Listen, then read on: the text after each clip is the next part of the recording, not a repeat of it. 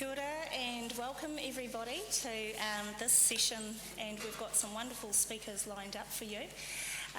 Our speakers will have approximately 15 minutes, and we're going to try hard to stick to that so that we can have a really good go at Q&A at the end of the session. So first up we have Marge Jackson.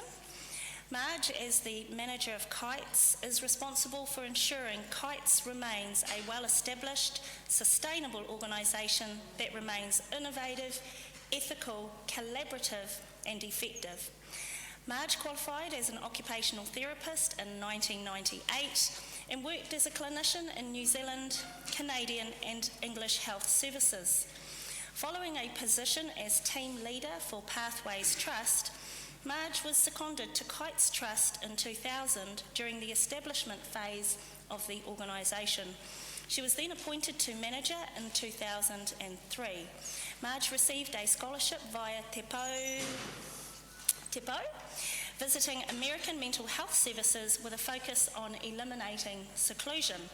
Marge is a Trust Board member of Refugees as Survivors Wellington and is working toward a postgraduate diploma in social sector evaluation research at Massey University.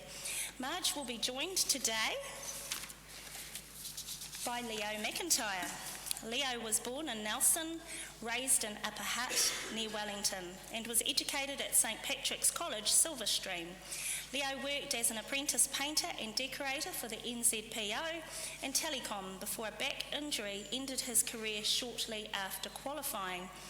Leo experienced a period of depression but then returned to work at the Police National Video Unit in Porirua.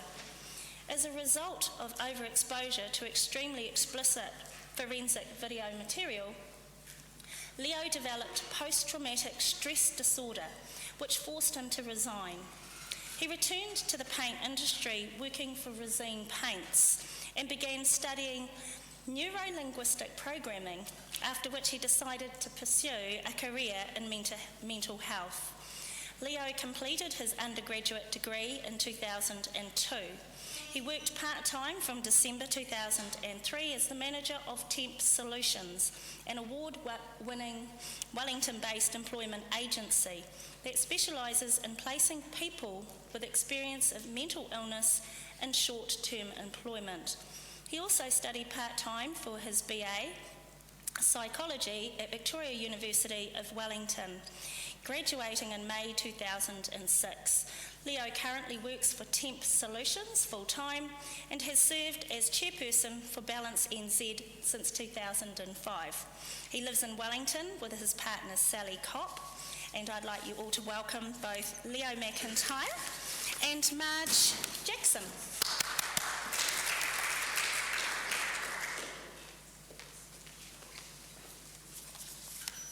Kia ora.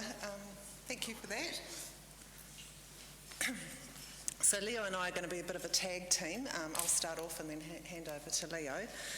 Our brief presentation today is based on our experiences over the past 6 years running a temp agency called Temp Solutions. And just to clarify, it actually closed in September last year due to it no longer being financially sustainable. Temp Solutions was set up following our discussions with people with experience of mental illness who were looking for innovative ways of getting back into work, and Kite's response was to develop the agency. And over the 6 years we successfully placed around nearly 400 people into casual and temp work. Just a note about Temp Solutions, it was an innovative idea in the sense that it was just like any other temping agency, but it was for people with experience of mental illness who wanted to work. And unfortunately, because it was sort of sitting outside the regular funding models of sort of the dominant supported employment type services, we just didn't kind of fit, and that was quite a significant contribution to it no longer being sustainable. We still believe, though, that it was a great idea, and we do think that there is a place for temp support into temp and casual work as we go forward. And also just to mention that at Kites Trust, 90% of our staff are people who have personal experience of mental illness. The key points we'd like to make today is that people who experience mental illness want to work. They want real work for real pay.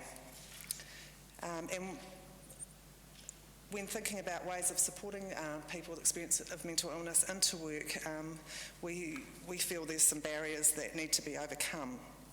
And we'll just briefly outline those barriers. And we just want to stress that none of this should be seen in isolation. So the barriers, as we see them, is discrimination.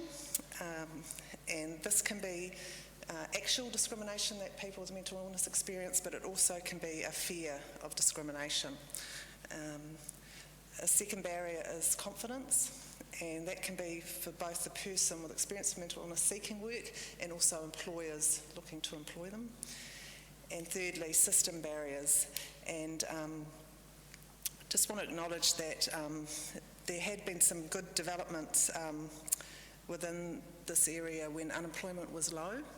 And especially we saw an increased understanding by agencies such as MSD in understanding or wanting to understand the barriers that people with mental illness experience.